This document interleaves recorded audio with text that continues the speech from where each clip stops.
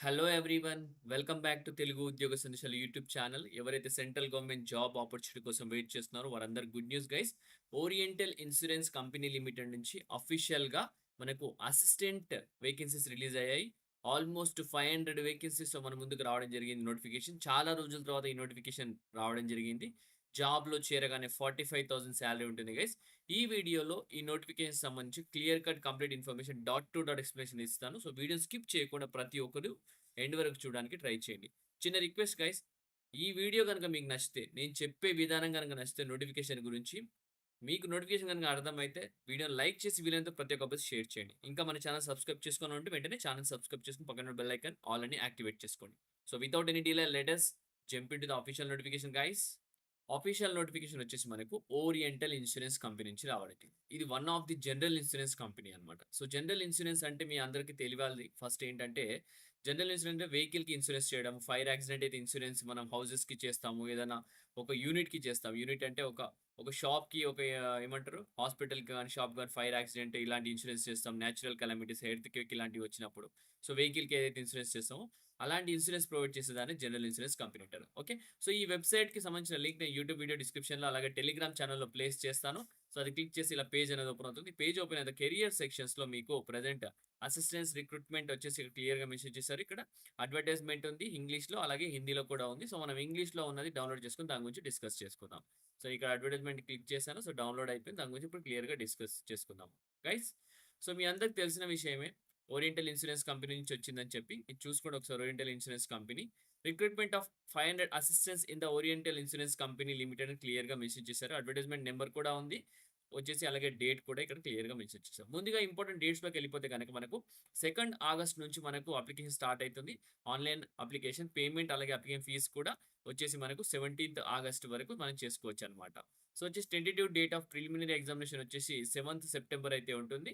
అలాగే mains examination వచ్చేసి 28థ్ October అయితే ఉంటుంది. డౌన్‌లోడ్ ఆఫ్ కాల్ లెటర్స్ వచ్చేసి 7 days prior to the date of each examination. So 7 రోజుల ముందు మీరు కాల్ లెటర్ డౌన్‌లోడ్ చేసుకోవచ్చని కూడా క్లియర్‌గా మెన్షన్ చేశారు. అప్లికేషన్ వచ్చేసి ఆన్‌లైన్‌లో మాత్రమే అప్లై చేసుకోవాలా. ఇదొచ్చేసి క్లరికల్ క్యాడర్‌కి సంబంధించిన నోటిఫికేషన్ అన్నమాట. ప్రతి ఒక్కరు గుర్తుపెట్టుకోవాల్సింది క్లరికల్ క్యాడర్ అన్నమాట. సో మనకు టోటల్‌గా 500 వేకెన్సీస్ ఉన్నాయి. ఆంధ్రప్రదేశ్‌లో మనకొచ్చేసి 26 వేకెన్సీస్ ఉన్నాయి టోటల్‌గా. ఎస్సీకి 14 అలాగే ఓబీసీ 7 అలాగే ఎస్టీ 5 అలాగే 26 వేకెన్సీతో ఉన్నాయి. సో ఇంకొకటేంటంటే ఇక్కడ ప్రతి ఒక్క అభ్యర్థికి మీరు ఏ స్టేట్‌కి అయితే అప్లై చేసినా ఆ లాంగ్వేజ్ వస్తే సరిపోతుంది. సో ఆంధ్రప్రదేశ్‌కి అప్లై చేసిన వాళ్ళు తెలుగు వస్తే సరిపోతుంది. మనకు ఏంటంటే లాంగ్వేజ్ ప్రొఫిషియన్సీ టెస్ట్ ఉంటుంది. సో అది క్లియర్ అవ్వాలన్నమాట. ఫస్ట్ ప్రిలిమ్స్, మెయిన్స్ అయిపోయిన తర్వాత ఈ టెస్ట్ ఉంటుంది. సో మీరు తెలుగు స్టేట్‌కి అప్లై చేసుకుంటే తెలుగు ఎగ్జామ్ ఉంటుంది. ఈ అరుణాచల్ ప్రదేశ్‌లో ఇంగ్లీష్ ఉంటుంది. సో మిగతా స్టేట్‌లో హిందీ ఉంటుంది, గుజరాతీ, సో మలయాళం అలాగే మనకు ఒడియా ప్రతి ఒక్క స్టేట్‌లో ఉంటుంది. కాబట్టి ఆ లోకల్ లాంగ్వేజ్ అనేది మీరు ఎగ్జామినేషన్ టెస్ట్ ఉంటది. అది పాస్ అవ్వాలా. సో మీరు ప్రతి ఒక్క స్టేట్‌కి ఎలిజిబుల్. బట్ ఏంటంటే మీకు ఈ లాంగ్వేజ్ ఎగ్జామ్ క్లియర్ అయితే మీరు తప్పకుండా జాబ్ రావడానికి అవకాశం ఉంటుంది. సో ఫైనల్ స్టెప్ ఒకటి లాంగ్వేజ్ టెస్ట్ అన్నమాట. సో ఎలిజిబిలిటీ క్రైటీరియాకి వెళ్ళిపోతే గనుక చూసుకున్నట్టయితే ప్రతి ఒక్క అభ్యర్థి ఎవరైతే ఉన్నారో రీజనల్ లాంగ్వేజ్ టెస్ట్ అయితే పాస్ అవ్వాలా. ఓకే. సో నేషనాలిటీ వచ్చేసి ఇండియన్ సిటిజన్ సరిపోతుంది. ఏజ్ క్రైటీరియా వచ్చేసి యాస్ ఆన్ 31 జులై కన్సిడర్ చేస్తున్నాం. Minimum age 21 years, maximum 30 years ఉంటే సరిపోతుందని కూడా క్లియర్‌గా మెన్షన్ చేశారు.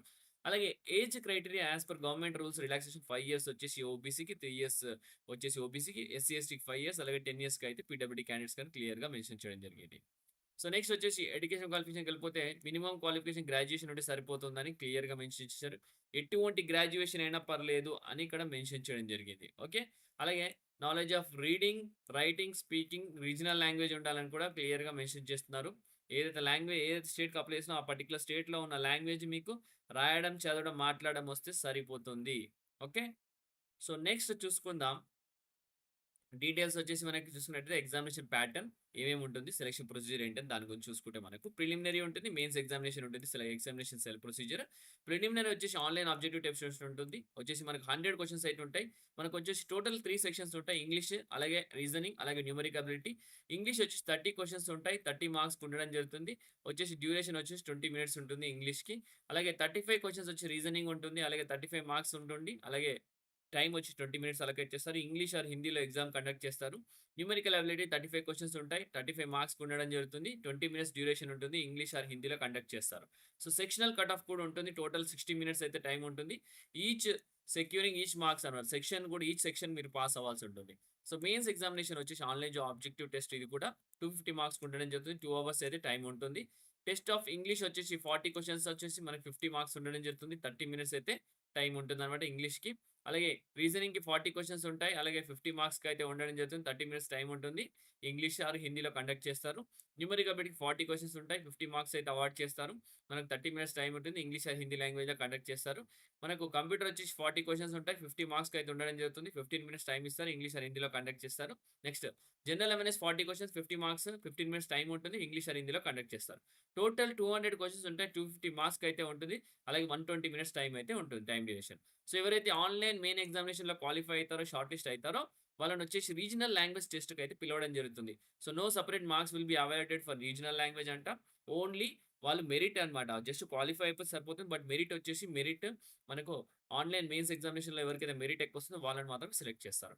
సో, ఇక్కడ పెనాల్టీ ఆఫ్ రాంగ్ ఆన్సర్స్ కూడా ఉండడం జరిగింది. బోత్ ప్రిలిమ్స్ అలాగే మెయిన్స్‌లో వచ్చేసి 1/4 మార్క్ అయితే నెగెటివ్ మార్కింగ్ డిడక్ట్ చేయడం జరుగుతుంది. ఓకే. సో, నెక్స్ట్ వచ్చేసి మనం చూసుకున్నట్టయితే ఇక్కడ ఇంకా వేరే ఇంట్రెస్టింగ్ ప్రొబేషన్ పీరియడ్ అని ఇవ్వడం జరిగింది కొన్ని. అలాగే ఎగ్జామినేషన్ సెంటర్స్ కూడా మనకు ఆంధ్రాలో చూసుకుంటే మనకు విజయవాడ, గుంటూరు, విశాఖపట్నం, ఒంగోలు, అలాగే రాజమండ్రి, విజయనగరం అయితే ఇవ్వడం జరిగింది. తెలంగాణలో మనకు హైదరాబాద్, వరంగల్, ఖమ్మం అండ్ నిజామాబాద్ అయితే ఇవ్వడం జరిగిందనమాట. సో, ఈ ప్లేసెస్‌లో మీకైతే ఎగ్జామినేషన్ ఉంటుంది. అప్లికేషన్ ఫీస్ గనుక చూసుకున్నట్టయితే మనకు ఇక్కడ ఎస్సీ, ఎస్టీ, పీడబ్ల్యూడీ క్యాండిడేట్స్‌కి ఎక్స్ సర్వీస్‌కి రూ. 100 మాత్రమే. అలాగే all candidates other than SC, ST, పీడబ్ల్యూడీకి వచ్చి రూ. 850 అయితే పే చేయాల్సింది. ఇంక్లూజివ్ ఆఫ్ జీఎస్టీ అనమాట. ఆన్‌లైన్‌లో అప్లై చేయాలి. అప్లై చేసేటప్పుడు ప్రతి ఒక్క డాక్యుమెంట్ స్కాన్ చేయాలి. డాక్యుమెంట్ స్కాన్ చేసి డాక్యుమెంట్స్ కూడా ఇక్కడ క్లియర్‌గా మెన్షన్ చేశారు. ఎంత పీడీఎఫ్ ఉండాలా, పీడీఎఫ్ ఎంత సైజ్ ఉండాలా అది కూడా క్లియర్‌గా వాళ్ళు మెన్షన్ చేయడం జరిగింది. సో, నెక్స్ట్ ఇక్కడ ఇంకొక చిన్న ఇంపార్టెంట్ విషయం ఏంటంటే మీరు సెలెక్ట్ అయిన వాళ్ళు ప్రతి ఒక్కరు ప్రొబేషన్ పీరియడ్‌లో ఉంటారు. Newly appointed employees will be on a probation for minimum of 6 months అన్నమాట. Before the probation period comes to an end the performance of the newly recruited employee will be evaluated. Performance అయితే check చేస్తారు. మీరు మిమ్మల్ని confirm చేయకముందు performance బావుంటే probation complete అయితే అవుతుంది. ఒకవేళ గనుక మీరు fails to meet the companies expectation may be extended అన్నమాట. సో, ఇంకొకటేంటంటే candidates resigning from the company during the probation period వచ్చేసి మీరు 25,000 అయితే కట్టాలని క్లియర్‌గా మెన్షన్ చేస్తారు. ప్రొబేషన్ పీరియడ్‌లో ఎళ్ళిపోతే గనుక 25,000 వాళ్ళకి కంపెనీకి పార్షియల్ కాస్ట్ కింద కట్టాల్సుంటుంది. సాలరీ చూసుకుంటే బేసిక్ పే 22,200, 400 నుంచి మనకు మాక్సిమం 60,000-65 వరకెళ్తుంది. ఈ పర్టిక్యులర్ గ్రేడ్‌లో మనకు అన్ని కటింగ్స్ పోను 45,000 వరకైతే సాలరీ రావడం జరుగుతుంది. ఇక్కడ 40,000 అని క్లియర్‌గా మెన్షన్ చేయడం జరిగింది. Okay guys. మీకు కావాల్సిన ఇన్ఫర్మేషన్ అయితే ప్రొవైడ్ చేశాను అని అనుకుంటున్నాను. సో, చూసుకోండి. మీకు కావాల్సిన ఇన్ఫర్మేషన్ ప్రొవైడ్ చేశాను.